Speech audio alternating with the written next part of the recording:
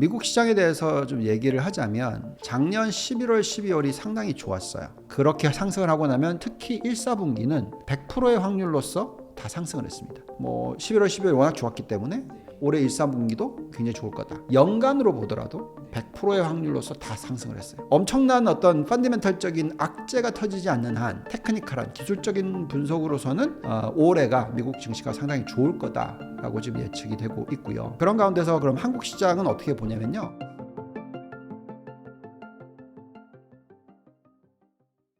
네, 안녕하십니까. 유한타증권의 글로벌 자산 배분 본부장 유동원입니다. 글로벌 투자를 돕는 일을 하고 있고요. 직접적으로 개인 투자자들을 위해서 운영을 하고 있는 지금 상황이고 벌써 4년 반이 되어 갑니다. 네, 최선을 다해서 우리나라 개인 투자자들이 좋은 수익률을 올리시도록 노력을 하고 있습니다. 정말 이게 온탕 냉탕 네, 확연하게 지금 차이가 나고 있습니다. 지금 보시면은 미국과 한국 주식시장만 비교를 하면 S&P 500 기준으로 지금 연초 대비해서 거의 한 2, 3% 상승을 했고요. 반면에 한국 같은 경우에는 7% 이상 하락을 했습니다. 또 S&P 500뿐만이 아니고 나스닥 같은 경우에는 4%나 상승을 했고요. 그래서 결국 지금 보면은 이제 미국의 좋은 업종과 종목들은 많이 올랐고, 반면에 우리나라는 좀 영향을 많이 받았다. 어떤 영향을 많이 받았냐면 중국 시장이 안 좋은 영향을 좀 많이 받았습니다. 그리고 또 원달러 환율도 위안화 절하되는 것처럼 우리나라의 원화도 거의 1,340원 넘게 거의 살짝 거의 50원 근처까지도 가기로 했었으니까 그런 모습들을 보였고요. 또 중국 시장도 연초 대비해서 10% 정도 빠지는 그런 모습까지도 나왔고 최근에 좀 돌리기 시작하긴 합니다. 그런 부분들이 있기는 한데 어쨌든 지금 부동산 거기에 연결되어 있어서 어려움을 겪는다라는 국가 또 신흥국 그러니까 이런 국가들이 퍼포먼스가 안 좋습니다. 다 아시겠지만 중국 같은 경우에도 개발 회사들 문제 많죠. 그리고 또 우리나라도 부동산 관련해서 PF 관련해서 또 얘기 좀 많죠. 그렇다 보니까 미 연준의 기준금리가 빨리 안 떨어지고 있는 상황에서 그 고금리의 어떤 위험과 어려움을 신흥국 시장이 그렇게 지금 영향을 받고 있다. 만약 금리가 낮게 유지가 되고 있으면 환율이 깨지면서 똑같이 이제 영향을 미치는 그런 모습이 나옵니다. 그래서 지금은 외국인들이 아직까지 적극적으로 대한민국이라든지 중국 시장에 대해서 그렇게 순매수가 나오지 않고 있고 오히려 중국 같은 경우에는 급격하게 매도를 하는 그런 모습까지 나오고 있어요. 그래서 참 선택과 집중이 필요한 그런 시장 환경이다라고 말씀을 드리겠고요. 근데 이런 1월달 흐름이 꼭 그렇게 계속 갈 거다라고 보지는 않습니다. 그래서 어쨌든 시장 분위기는 한국은 냉탕, 미국은 온탕, 그런 상황이다라고 말씀을 드리겠습니다. 미국 시장에 대해서 좀 얘기를 하자면 테크니컬한 부분만 놓고 얘기를 하자면 미국 시장이 작년 11월, 12월이 상당히 좋았어요. 보시면은 지금 요 테이블을 보면서 얘기를 하자면 미국 증시가 작년 11월, 12월에 10% 이상 급등을 했습니다. 14%나 급등을 했어요. 이게 지난 70년 역사상 그렇게 급등을 많이 한 11월, 12월은 딱 7번밖에 없었어요. 근데 그 7번 중에서 6번, 그러니까 지금 이제 7번째는 이제 앞으로 벌어질 일이고 그 6번의 이해가 그렇게 상승을 하고 나면 1월, 특히 1, 4분기는 100%의 확률로서 다 상승을 했습니다. 그래서 지금 11월, 12월 워낙 좋았기 때문에 올해 1, 4분기도 굉장히 좋을 거다. 그다음에 또한 연간으로 보더라도 100%의 확률로서 다 상승을 했어요. 그래서 엄청난 어떤 펀더멘털적인 악재가 터지지 않는 한 테크니컬한 기술적인 분석으로서는 올해가 미국 증시가 상당히 좋을 거다라고 지금 예측이 되고 있고요. 또 미국 시장에 대해서 좋게 보여지는 이유는 결국은 우리가 계속 얘기하고 있는 부분이 인플레이션이에요.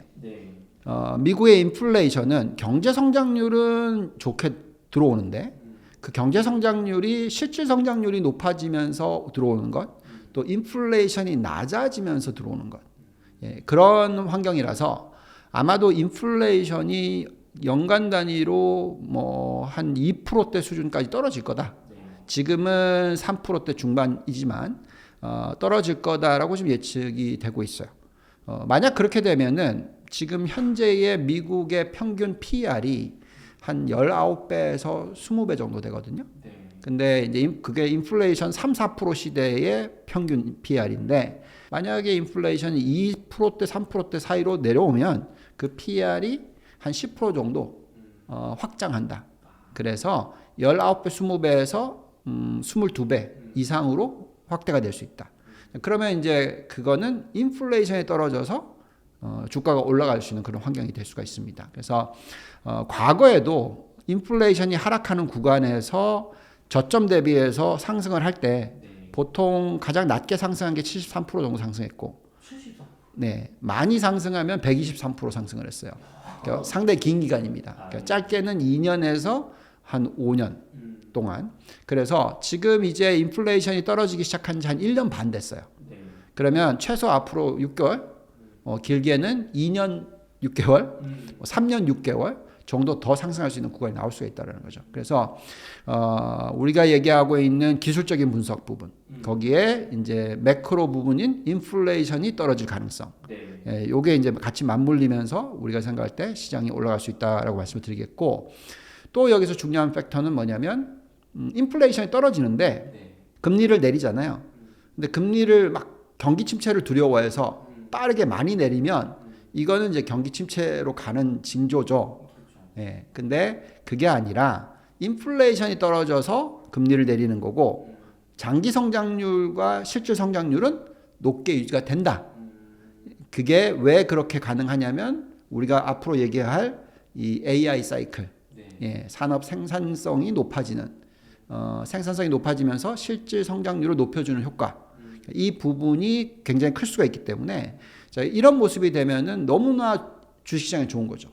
금리는 낮게 떨어뜨릴 수 있는데 성장은 좋으니, 예, 양쪽이 다 좋은 거죠. 그래서 주식시장이 이익 증가율이 두 자릿수가 계속 나올 수가 있는 그런 환경이 될 수가 있다는 거죠. 근데 물론 전제 조건은 경기 침체가 안 온다라는 거고, 그 경기 침체가 안 오는 이유가 생산성이 높아져서의 경기 침체가 안 오는 거지, 만약에 또 고용 시장이 너무 뜨거워서 너무 인건비가 많이 올라가서 이런 모습이면은 이거는 이제 아주 안 좋은 모습이죠. 금리 못 떨어뜨리고, 예, 그래서 과열이 일어나는 현상이고, 이럴 때는 거품이 일어나고, 그러면 막 모든 게 다 상승을 하다가 이제 빵 터지는 그런 현상까지 연결이 되죠. 그래서 그렇게 되는 것이 좋은 건 아니거든요.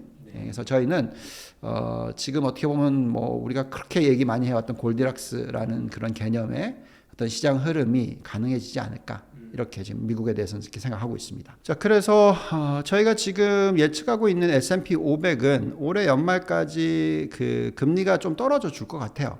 그래서 지금 미국의 10년 국채 금리가 4.1, 4.2% 정도 되는데 이게 한 3.5%까지는 떨어져 줄 수 있다라고 가정을 넣고요. 그렇게 되면은 적절한 가치는 S&P 500이 한 5,200포인트까지. 그래서 지금 지수 대비해서 약 한 8% 정도 상승할 수 있는 그런 룸이 있다라고 생각하고 있고, 여기에 맞춘 전략을 펴고 있고요. 물론 S&P 500보다는 나스닥은 훨씬 더 많이 상승할 거다. 그 상승폭의 한 2배 정도. 그래서 올해 한 15% 정도 상승할 수 있는 그런 충분한 여건이 된다라고 보여지고, 많이 상승하면 20% 이상도 상승할 수 있을 거다라고 이렇게 지금 판단하고 있습니다. 자, 그런 가운데서 그럼 한국 시장은 어떻게 보냐면요.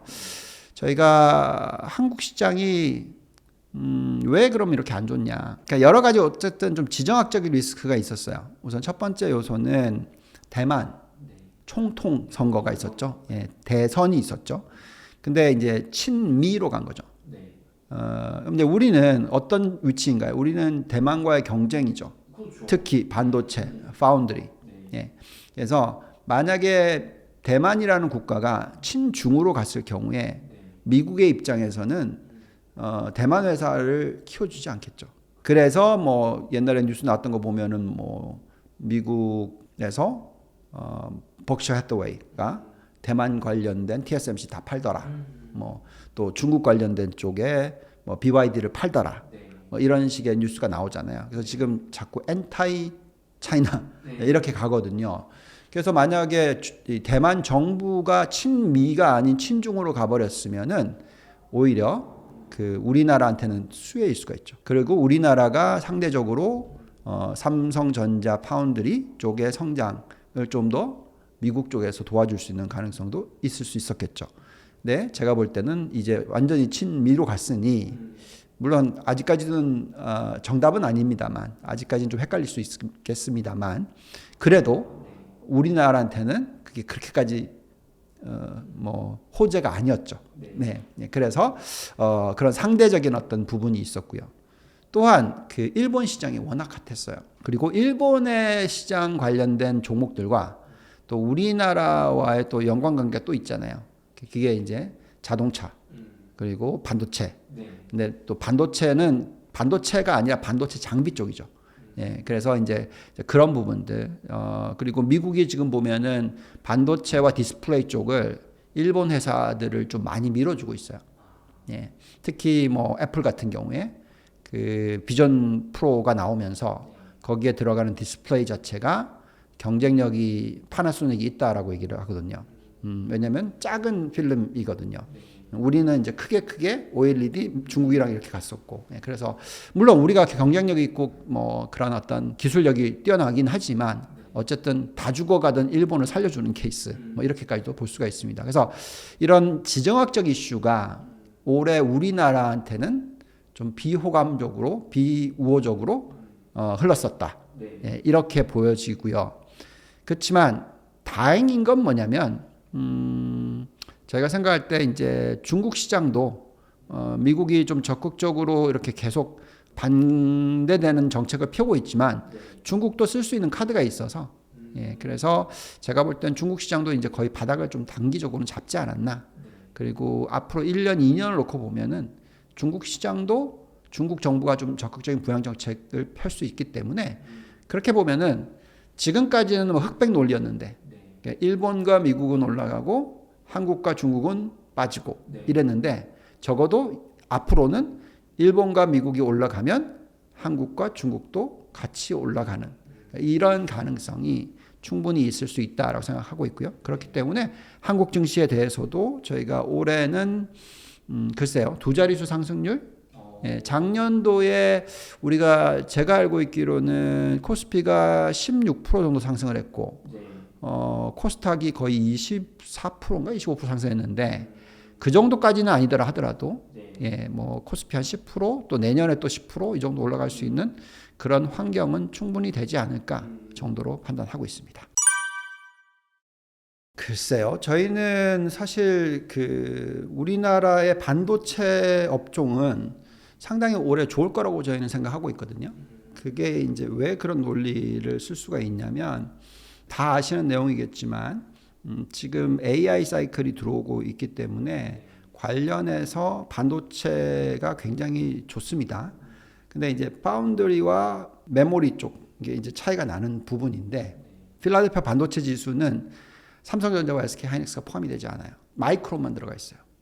예, 그래서 근데 메모리 관련된 쪽도 투자를 해야 되겠다고 생각하는 매니저들이라면 당연히 삼성전자와 SK 하이닉스를 볼 수밖에 없습니다.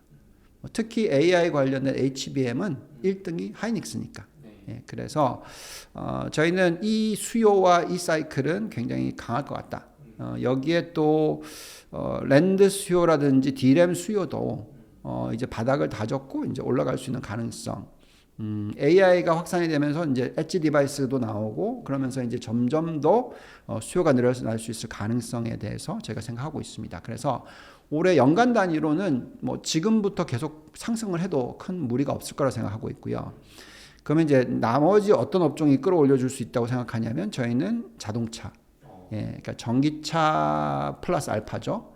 그래서 이제 현대차와 기아차 같은 완성차 쪽. 왜 그렇게 생각을 하냐면 상대적으로 밸류에이션이 너무 싸요.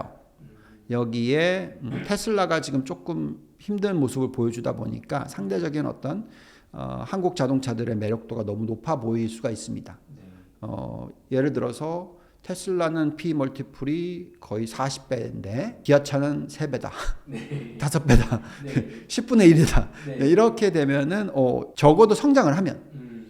그러니까 뭐 시장 점유율이 확확 뭐 잃지만 않는다면 네. 제가 볼 땐 상대적으로 상승을 할 수 있는 그런 게 생기고요. 물론 지금 여태까지 못 오르고 좀 쉬어가고 어려웠던 이유는 그만큼 이제 IRA 법안 관련해서 미국에 있어서 지금 대선이 걸려 있다 보니까 트럼프 대통령이 당선되느냐 안 되느냐에 따라서 여기에 어떤 변화가 생길지가 아직까지 정답이 없다 보니까 네. 사람들이 정확하게 다 들어가야 되는 타이밍을 잡고 있었는데, 제가 볼 때는 뭐 그렇다 하더라도 친환경 쪽으로 가는 거는 트럼프가 되더라도 아마 모든 걸 다 그걸로 가지는 않겠지만 그건 대세인 것 같아요. 그래서 그렇기 때문에 트럼프 대통령이 당선이 되던 아니면 바이든이 당선이 되던 결국은 그쪽으로 가는 거니까, 그래서 그 불확실성이 해소되기 전부터는 다시 상승하겠죠. 그래서 이제 올해 11월이 대선이니까 그 전후로서 또 상승할 수 있을 것 같아요. 그래서 이제 뭐 예를 들어 상반기는 반도체가 끌어준다면 하반기는 전기차, 완성차 쪽이 또 같이 끌어주고 뭐 이런 식의, 아니면 뭐 엎치락뒤치락 할 수도 있고요. 그래서 저희는 대표적으로 그쪽은 아마도 타이밍상 계속 좋은 모습이 되지 않을까. 중간중간에 조정이 들어올 때마다 좀 투자를 할 필요가 있지 않을까. 뭐 이렇게 생각하고 있습니다.